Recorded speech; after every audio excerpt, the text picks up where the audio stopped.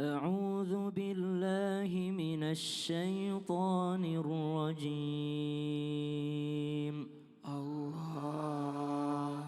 بسم الله الرحمن الرحيم. Allah. لينفق ذو سعة من سعته ومن قدر عليه رزقه فلينفق مما آتاه الله لا يكلف الله نفسا إلا ما آتاها سيجعل الله بعد عسر يسرا صدق الله العظيم. Surah At-Talaq ayat 7. Aku berlindung kepada Allah dari godaan setan yang terkutuk dengan menyebut nama Allah yang Maha Pengasih lagi Maha Penyayang. Hendaklah orang yang mempunyai keluasan memberikan nafkah untuk sesuai kemampuannya, dan orang yang terbatas rezekinya, dan hendaklah memberikan nafkah dari harta yang diberikan Allah kepadanya. Allah tidak membebani seseorang melainkan sesuai dengan apa yang diberikan Allah kepadanya. Allah kelak akan memberikan kelapangan setelah kesempitan. Maha benar Allah dengan segala firman-Nya, lagi Maha Agung. Allahumma rahamna bil Quran. Terima kasih guruku Ustaz Maulana, barakallahu fiik. Tabi Habib Utsman, Mas Mikdad, para alim ulama, para jamaah yang dimuliakan Allah Subhanahu wa taala. Mungkin seorang suami sedang berproses untuk memenuhi kebutuhan dan keinginan daripada istrinya. Jadi para istri, jangan membandingkan suamimu dengan orang lain. Subhanallah. Karena Allah Subhanahu wa taala melihat daripada usaha seorang suami. Kita lihat daripada surah At-Talaq ayat 7 tadi, la yukallifullahu nafsan illa ma ataha. Tidak ada taklif, tidak ada kewajiban di luar daripada apa yang telah Allah berikan kepada seorang suami tadi. Maka seorang suami dikasih rizkinya sama Allah sekian, maka dia wajib memberikan nafkah kepada sang istri. Berarti ini juga peringatan terhadap suami. Peringatan apa? Bahwa engkau boleh saja berbohong di hadapan istrimu. Saya cuma mampu segini, tapi engkau tak mampu berbohong di hadapan Allah. Allah tahu engkau belum maksimal usahanya, engkau masih lebih banyak main HP-nya dibanding cari kerjanya, engkau masih banyak nongkrongnya, ngopinya dibandingkan cari kerjanya. Masya Allah, berarti boleh saja membohongi istri dan keluarga, tapi tidak ada satupun hamba yang mampu membohongi Allah Subhanahu wa taala. Tapi kalau seorang suami jujur, ikhtiarnya sudah maksimal, tawakalnya juga ala Allah, dia juga sudah berdoa kepada Allah, maka Allah janji di akhir ayat, saya ja'alullahu ba'da usri yusra, maka Allah akan menjadikan setelah kesulitan, setelah kepayahan, itu ada jalan kemudahan dari Allah Subhanahu wa taala. Kita lihat betapa banyak rumah tangga yang sukses bukan karena suaminya kaya raya, tapi karena suaminya mau berikhtiar luar biasa. Bukan karena suaminya memang kaya dari warisan, tapi karena suaminya mau berusaha membahagiakan sang istri. Kita tidak bisa mengeneralisir bahwa mereka yang tinggal di kontrakan sempit, mereka tidak bahagia. Belum tentu. Mereka justru kadangkala seorang wanita yang sangat bahagia karena melihat suaminya membawa gerobak, melihat suaminya mengajuh sepedanya, membawa daripada ojeknya, subhanallah. Justru mereka bahagia. Suaminya pergi bertani, mereka bahagia. Kenapa? Karena mereka melihat usaha dari suaminya. Wallahu Tepuk tangan, ini menjadi penyemangat buat kita ya, para pencari Iya. rezeki. Jadi insya Allah yang penting yang dilihat juga kan ikhtiarnya ya. Iya. Kalau hasilnya biar Allah yang menentukan. Kalau masalah membandingkan suami dengan orang lain, nah ini udah jelas Itu jadi tidak jelas. baik. Iya. Ya. Terima kasih guru-guru Siap. saja, Masya Allah. Baik jamaah, waduh ini penting banget nih buat jamaah yang ada di rumah juga boleh siapin catatannya, kita lanjut lagi pembahasannya. Tapi sebelumnya saya mau ajak dulu jamaah untuk nonton, ini ada tayangan mengenai POV suami abis gajian. Yuk kita saksikan sama-sama, silakan. Oh ini relate banget lagi, maksudnya kita ngerasain, kita ngasih ke istri tuh agak tebel gitu ya. Kalau kita minta jajan dikasihnya tipis banget.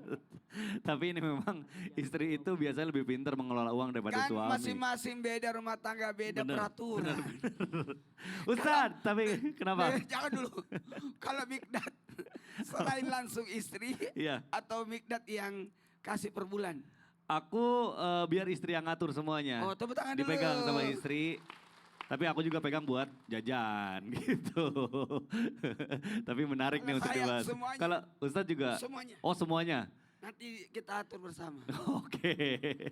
Baik Ustadz kita lanjutkan lagi nih. Nah jadi sebenarnya menurut Islam bener gak sih menjadi sebuah kebanggaan gitu ya. Kalau misalnya laki-laki ya itu tadi apakah benar dengan cara kita memberikan semuanya sekecil apapun pokoknya biar istri yang ngatur aja. Nah tapi kan suami jadi agak susah ya kalau misalnya mau ngapa-ngapain jadi kita. Kayak anak sekolah, kayak tadi. Kan kita yang kerja. Minta jajan. Tapi jadi kayak bocah minta jajan. Nah ini mohon penjelasannya gimana guru silakan. Makasih banyak. Izin Habib ya Masya Allah Tabarakallah. Uangnya banyak ya. Dan Ustazah Amin, ya Masya Allah Tabarakallah. Nah buat kita semuanya. Ketahuilah dalam Islam harus didapatkan sekecil apapun harus dikasih ke istri semua. Atau suami ya susah juga ya. Mau ngapa-ngapain juga nggak enak gitu. Dengerin. Ketahuilah dalam keuangan rumah tangga mutlak seorang suami adalah memberikan nafkah. Itu mutlak. Ada kata-kata mutlak semuanya. Ingat ya, nafkah itu tadi sudah dijelaskan oleh Habib juga kemampuan, berdasarkan kemampuan. Juga Ustaz Sam sudah dibahas tentang perihal bagian nafkah itu sendiri ada lahir dan batin.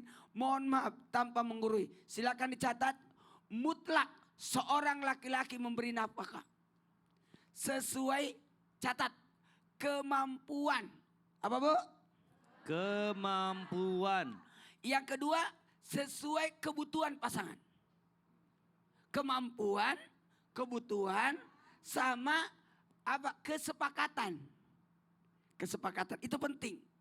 Mohon maaf, tidak mungkin disamakan nafkah pemberian dari rumah tangga Habib sama Ustaz Sam nggak bisa. Beda. Beda juga Mikdad. Betul, Beda betul. juga saya. Nggak boleh sama ratain. Ya harus, kamu harus seperti dia. Nggak boleh. Beda-beda. Masing-masing rumah tangga beda. Konsep rumah tangga mereka masing. Nah yang kedua. Ada mutlak, ada namanya prinsip dalam pemberian nafkah. Prinsip dalam pemberian nafkah, catat bapak-bapak, ibu-ibu yang lagi di rumah, lagi nonton. Prinsipnya ada 5. Prinsip laki-laki itu nafkah, kewajiban. Prinsipnya pemimpin. Ulangi, pemimpin kewajiban nafkah. Nih, pemimpin kewajiban nafkah. Kemudian ridho. 2, 3. Ridho. Istri harus ridho. Ulangi. Ridho. Kalau menerima namanya kalau memberi namanya ikhlas. Itu. Jadi prinsip dalam nafkah itu pemimpin, kewajiban, nafkah, ridho, 1. Keterbukaan. Jangan ada dusta di antara kita. Tiba-tiba dia punya banyak utang. Kan bahaya. Betul tidak? Betul banget. Keuangan itu harus ada keterbukaan. Betul. Dan ada namanya, maaf, mutlak, prinsip satu lagi. Apa tuh Ustadz? Prioritas. Prioritas. Walaupun agak effort ngomongnya ya. Ya gitu. Prioritas. Baik terima kasih guruku Ustadz Maulana. Masya Allah. Baik jamaah, sekarang saya akan kasih kesempatan jamaah untuk bertanya lagi sama guru-guru kita. Kita masuk dulu ke dalam segmen Tanya Dong Ustadz. Kami semua tanya dong Ustadz. Baik, ibu atau bapak yang mau bertanya boleh angkat tangan yang tinggi. Coba saya mau lihat semangatnya.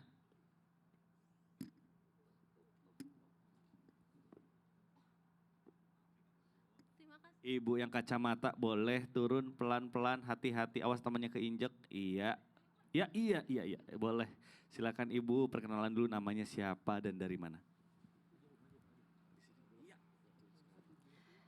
Assalamualaikum warahmatullahi wabarakatuh. Waalaikumsalam warahmatullahi wabarakatuh. Mohon maaf izin bertanya kepada Habib Usman. Boleh Habib Ibu. Usman, Silakan Ibu. namanya siapa Ibu? Oh iya, perkenalkan nama saya Didih Prihatin dari Majelis Taklim Amanah Rizki yang beralamat di Kecamatan Warung Gunung, Kabupaten Lebak, Rangkas Bitung. Baik, Masya Rangkas Allah. Bitung, mana suaranya? Terima kasih. Assalamualaikum Habib. Waalaikumsalam Ibu. Saya mau bertanya, gimana hukumnya kalau ada suami yang nggak bisa beliin skincare, nggak beliin baju, tapi dia ngasih uangnya pas-pasan terus. Nah kalau ditanya, kok uangnya cepet habis? Padahal uangnya itu buat kebutuhan rumah, bukan buat macam-macam sama istri. Terima kasih. Assalamualaikum warahmatullahi wabarakatuh. Waalaikumsalam warahmatullahi wabarakatuh. Baik Ibu, terima kasih. Boleh silakan duduk kembali. Terima kasih. Habib Usman mohon dijawab aja langsung silakan Khair, Habib. Widat, Iya. Ustadz Muhammad Nur, Ustadz Syamsuddin Nur. Bismillahirrahmanirrahim. Allahumma salli ala Sayyidina Muhammad wa ala ali Sayyidina Muhammad. Ketika seorang suami, dia ngasih uangnya pas-pasan. Karena ini adalah kesanggupannya. Karena dia sudah ikhtiar, sudah cari rizkinya, dan dapatnya cuma segitu. Akhirnya istrinya nggak mampu buat beli skincare, nggak mampu buat beli apa lagi tuh? Buat beli baju, dia nggak mampu lagi buat beli macam-macam misalkan. Karena memang kemampuan suaminya seperti itu. Dan ketika suami sampai di rumah, dia bertanya sama istrinya udah 1 bulan, kemana aja uangnya? Kok uangnya cepat habis? Padahal uangnya tersebut dipakai untuk kebutuhan sehari-hari.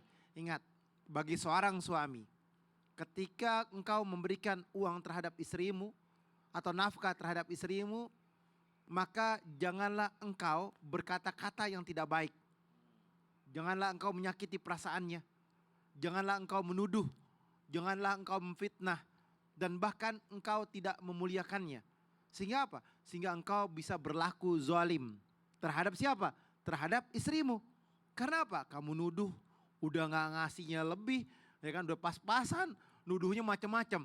Dipakai buat skincare lah, dipakai buat inilah, dipakai buat itulah, tidak boleh. Ini nggak boleh. Jadi wajib bagi seorang siapa? Seorang suami berlaku baik. Khiyarikum linisaihim. Berbuat baiklah kamu terhadap istrimu dengan kebaikan yang baik. Engkau mampu, engkau nafkahi. Kalau misalnya engkau nggak mampu, berusaha untuk menafkahinya.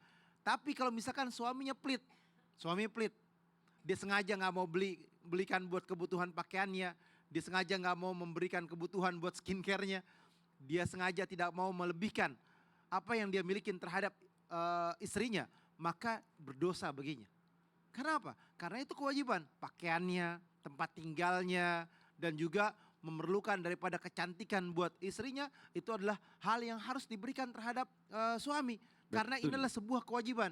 Iya. Kan suami kan enak lihat memandang istrinya, Iya dong. wangi, bersih, rapi. Pastilah. Bener gak, Kak? Iya, makanya harus dirawat juga istrinya. Betul. Jangan cuma motor yang dirawat. Baik jamaah, Masya Allah. Mudah-mudahan terjawab ya Ibu ya tadi yang bertanya. Sekarang saya akan kasih kesempatan lagi nih untuk yang mau bertanya lagi. Bapak atau Ibu boleh angkat tangan yang tinggi. Coba saya mau lihat. Yang mana? Wah ini masih semangat banget. Maaf Ibu. Boleh dipegang dulu mic-nya? Boleh silahkan duduk. Duduk berdiri di tengah saya. Perkenalan dulu namanya siapa dari mana? Assalamualaikum warahmatullahi wabarakatuh.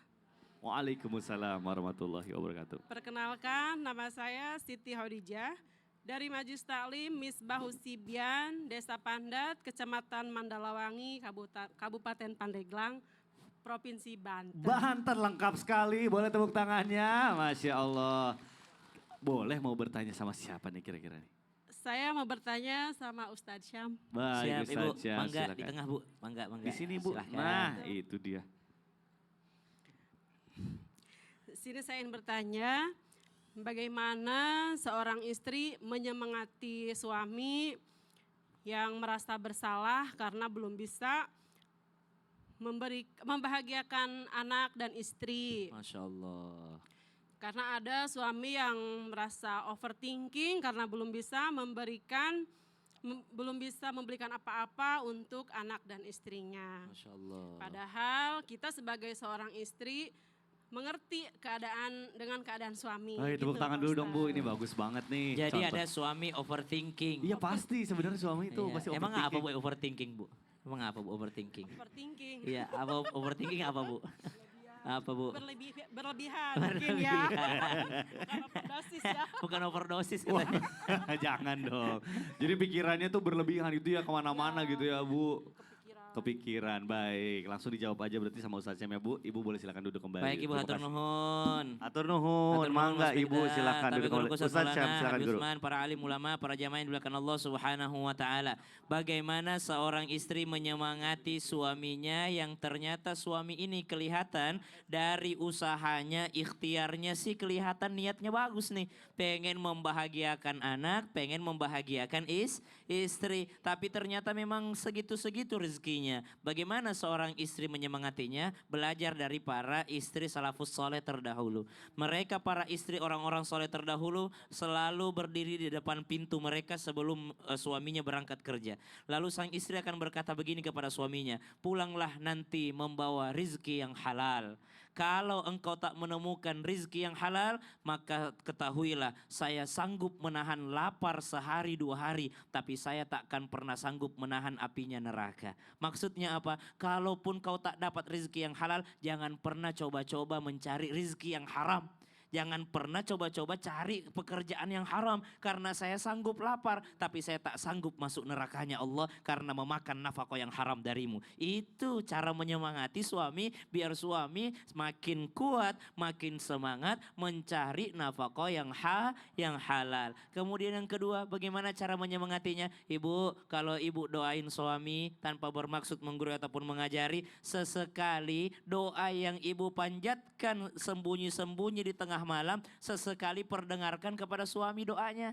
Karena apa? Karena kadangkala doa itu seperti dakwah. Kita berdoa kepada Allah, tapi terdengar di telinga suami menjadi motivasi bagi suami. Ya Allah, lancarkan rezekinya suamiku. Mas, saya doain kamu lancar rezekinya. Saya doain kamu selamat pulang pergi bekerja mencari nafkah. Saya doain kamu menjadi imam yang bertakwa. Saya doain kamu dijaga sama Allah dari maksiat. Maka doanya bukan hanya sembunyi-sembunyi di sepertiga malam, tapi doanya juga diperdengarkan kepada sang suami. Cara menyemangatinya. Yang ketiga, tunjukkan rasa syukur. Syukur itu bisa di lisan, syukur itu juga di hati ditanamkan, tapi syukur juga dengan perbuatan. Bagaimana caranya? Jangan hanya lisannya alhamdulillah tapi merengut mulu.